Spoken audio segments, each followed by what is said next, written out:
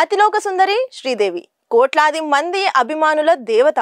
అలాంటి శ్రీదేవి దుబాయ్లోని ఒక 5 star hotel bath టబ్లో విగత జీవిగా తేలారు.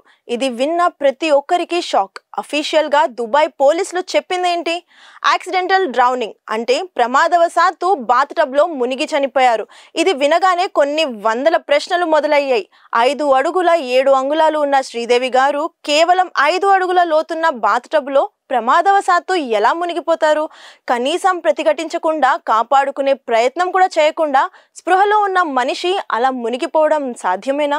ఇదే అతి పెద్ద అంతుచిక్కని ప్రశ్న. ఆమె భర్త బోనీ కపూరే ఆమెను చివరిసారిగా చూసింది.